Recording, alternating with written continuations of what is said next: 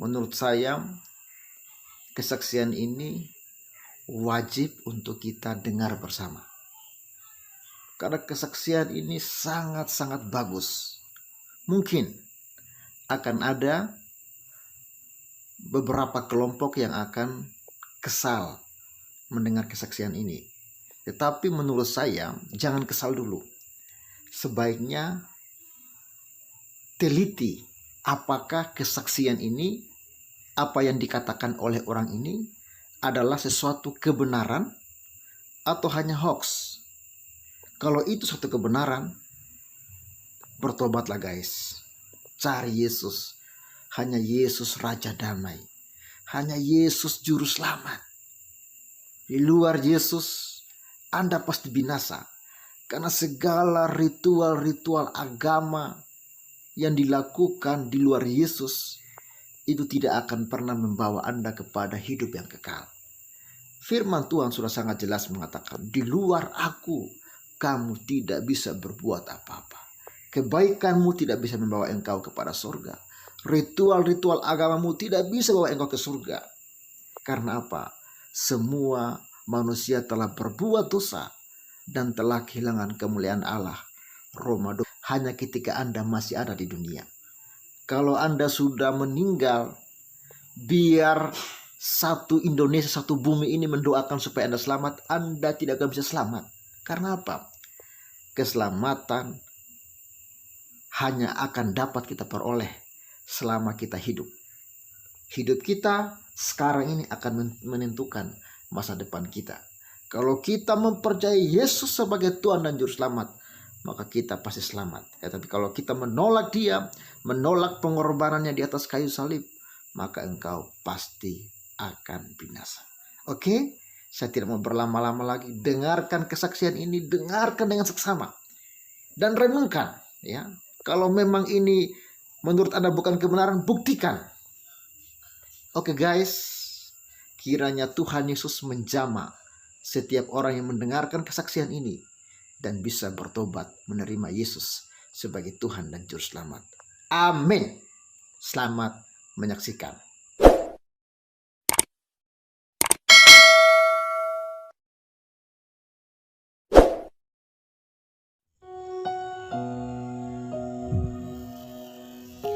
Nama saya Fatimah.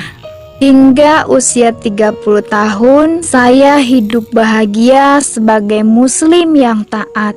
Suatu hari saya mempunyai kerinduan untuk mempelajari agama Islam lebih mendalam. Keabsahan untuk menyerang dan perbudakan dalam Islam adalah awal di mana saya mulai mencari kebenaran. Saya membutuhkan waktu 9 tahun untuk menyadari bahwa agama Islam tidak mungkin berasal dari Allah. Ritual ibadah yang rumit dan aturan-aturan kecil yang harus ditaati terkadang membuat frustasi. Misalnya, berwudu akan dianggap batal bila buang angin. Ketika sholat buang angin, maka sholat dinyatakan batal dan harus diulang dari awal, dari mulai berwudu. Perempuan yang sedang menstruasi tidak boleh menyentuh Al-Quran. Saudara lelaki dan ayah pun tidak boleh tahu sedang menstruasi. Bahkan ketika tidak puasa di bulan Ramadan, harus tetap bangun pagi untuk sahur, supaya kaum pria di keluarga tidak tahu kalau sedang menstruasi. Apakah dengan mengikuti ritual-ritual tersebut dapat menjamin Allah akan menerima ibadah kita? Allah tidak memerlukan ritual. Yang Allah lihat adalah ketulusan hati saat menyembahnya. Melihat dan menyentuh Ka'bah merupakan impian setiap umat muslim. Tetapi saya tidak tertarik untuk melakukannya. Saya memang pernah ikut umroh Tapi saya melihat hampir semua ritual umroh sia-sia. Bahkan saya tidak mengerti mengapa harus mengelilingi Ka'bah 7 kali. Mengapa harus saling dorong hanya untuk mencium sebuah batu? Ketakutan untuk naik haji berawal ketika seorang kerabat saya ikut terbakar pada kejadian kebakaran tahun 1977. 2 tahun kemudian, dia meninggal karena komplikasi. Tahun 2003, teman saya meninggal karena terinjak-injak ketika naik haji.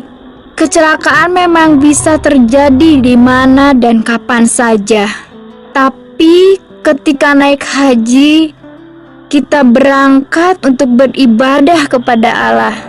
Kita berharap pengalaman tersebut atau paling tidak ibadah kita akan diberkati, bukan terpanggang atau terinjak sampai mati. Lalu, mengapa Allah membunuh orang-orang yang menyembahnya? Mengapa ia begitu kejam jika mereka melakukan hal yang benar? Saya juga membaca sebuah buku tentang pengalaman Nabi Muhammad dengan jin. Diceritakan bagaimana kondisi fisiknya ketika dia menyatakan menerima wahyu dari Allah. Tubuhnya menjadi kaku, berkeringat seperti kerasukan setan.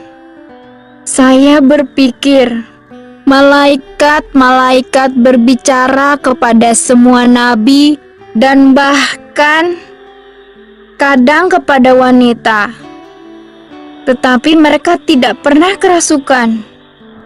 Bahkan ketika berhadapan dengan setan, mereka tidak berkeringat dan ambruk. Para nabi punya kuasa mengalahkan roh-roh seperti itu. Lalu, saya membaca satu hadis di mana Muhammad mengatakan ada jin beserta dia. Muhammad menekankan, dengan pertolongan Allah, ia sudah menguasai jinnya. Dalam hadis itu, Muhammad mengatakan jin tersebut sudah menjadi muslim. Tapi saya dapat merasakan ketakutan Muhammad yang tersembunyi tentang keselamatannya. Menurut saya, itu adalah alasan satu-satunya mengapa seluruh orang Islam harus mendoakannya setiap sholat. Kejanggalan lain yang saya temukan dalam Islam adalah jumlah ayat Al-Quran yang berjumlah 6.666 ayat. Sungguh mengejutkan. Ternyata angka 666 adalah nomor untuk antikristus, seperti yang tertulis dalam kitab Wahyu 13 ayat 8 dan kitab Wahyu 20 ayat 4. Seorang nabi datang untuk mengubah keadaan yang jahat dan mengubah masyarakat. Ada yang mengatakan bahwa serangan, poligami, pernikahan anak yang masih kecil, perbudakan, dan istri yang dipukuli merupakan adat kebiasaan kuno di Arab. Islam mengizinkan semua ini untuk diteruskan, tetapi mencoba untuk mengontrolnya. Tetapi Islam tidak mengubahnya. Ini hanya menunjukkan bahwa apa yang seharusnya dilakukan tidak dilakukan oleh Muhammad. Dia mungkin mencoba untuk membuat garis batasan, tetapi dia juga mendukung kebiasaan-kebiasaan jahat ini di dalam prosesnya. Akhirnya, saya pun memutuskan untuk meninggalkan agama Islam dan menjadi pengikut Isa Al-Masih. Pesan Isa Al-Masih adalah yang terbaik dan paling damai. Dia yang dapat membawa perubahan melalui kasih. Tidak ada yang dapat menandingi Isa Al-Masih, Sang Juru Selamat. Dia tidak memerlukan pujian dari saya karena tindakannya masih terus berbicara dengan kuat. Dia tidak perlu berkat dari saya karena dialah yang memberikan berkat. Saya tidak lagi merasa pahit tentang pengajaran Muhammad karena saya menemukan penghiburan di dalam perkataan Isa Al-Masih. Firman-Nya dengan lembut memberi peringatan. Firman-Nya membuat saya rendah hati dan menjadi manusia yang baik hati. Sekarang saya sungguh percaya, jika kita dengan segenap hati mencari kebenaran dan membuka hati serta pikiran, Isa Al-Masih akan menemukan kita. Sebab Dia telah berjanji dalam Injil, Rasul besar Matius 7 ayat 7, "Mintalah, maka akan diberikan kepadamu. Carilah, maka kamu akan mendapat. Ketuklah, maka pintu akan dibukakan bagimu. Sungguh Allah adalah gembalaku."